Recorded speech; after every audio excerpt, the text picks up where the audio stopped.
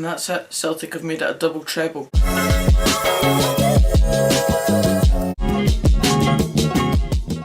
The goals came from Callum McGregor and Olivier Ntcham, and it wasn't even a case of Motherwell not turning up.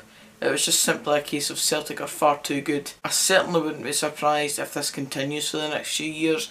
There'd have to be a dramatic upturn in one team's fortunes and one team's quality overall for it to change. The arguments for second best team in the country are currently Rangers, Aberdeen and Hibs, but as I said, there would have to be such an upturn in both the recruitment, the quality of play, just every aspect of the game would have to be completely changed for one team to go on and overturn Celtic now. They're aiming for 10 in a row, and it's going to be very hard for one team to somehow overtake them. Every time Celtic go into one of these games and they score early, that's basically it. They've now played 75 games when they've scored first, and they've won 68 and drawn 7, which is a phenomenal stat. This is under Brendan Rodgers, I believe. It's one of Celtic's high positives that they can have this mindset where they can go ahead and that's it. Going behind's obviously a problem for them. That shows when teams have a go at them. Teams like Hibs have had a go at them. Rangers when they've had the draws. Aberdeen recently when they beat them at Parkhead just there. But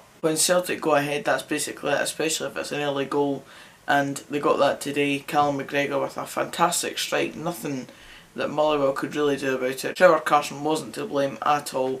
It's a fantastic strike for Callum McGregor, and the fact that it was on his weak foot even shows the quality of Celtic just in general there, that a player can take a shot on the half volley on his weak foot and it comes out with that amount of quality, and it just sets the game away from Motherwell before it's even started really. The second goal then obviously came from Olivier Ntcham, and it wasn't the cleanest of strikes, but it just kind of again showed the quality of Celtic. Moussa Dembele holding the ball up, did that very well today, and he was unlucky probably not to get a goal. He was definitely very keen to get one. The overall quality of Celtic just showed overall, and the front four even, or just the midfield and forwards for Celtic, there's just so much quality there.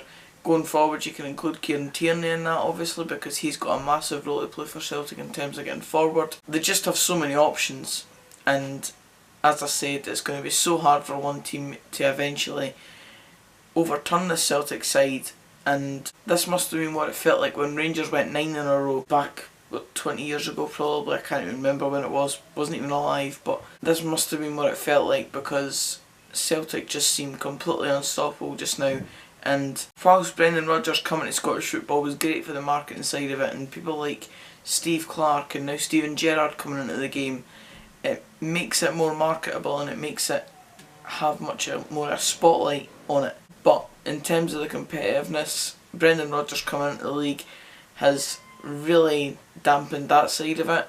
This season there's been a bit of a change. Celtic have lost a few more games. They've definitely been tested more because teams are wisening up to how to beat them.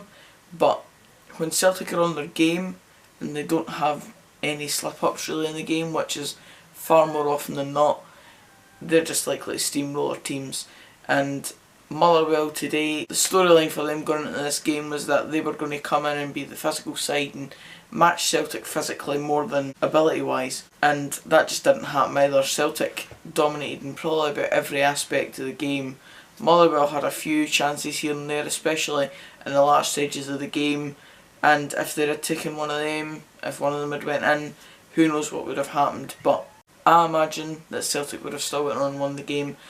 I just can't see how the team's going to be stopped. For the sake of Scottish football, I hope it can be stopped. I hope it can at least be curtailed for a few months of a season to make it more interesting. Rangers could have done it this season when the Old Firm was happening, I think in March, February time, and they could have made it a 3-point gap, and of course that didn't happen. Again, it's a great achievement for Celtic. Obviously a double treble will never probably be repeated again for ever. It's the first time it's been done in Scottish football, and as I said, it will probably never be done again. So you've got to commend the job that Brendan Rodgers has done, the players' mentality, the ability, and overall just how well they can control a game and how they see things out, and the mentality of them to keep on going and come back after a pre-season and do it again. Now their main challenge is to do it in Europe.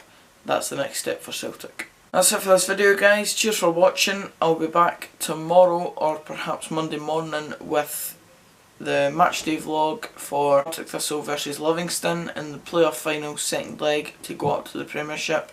Livingston currently sit with a 2-1 aggregate lead, carrying on from the first leg a few nights ago. Look forward to that. If you like this video, please drop it a like and hit subscribe if you enjoyed this content and want to see more. And we'll see you in the next one. Cheers, guys.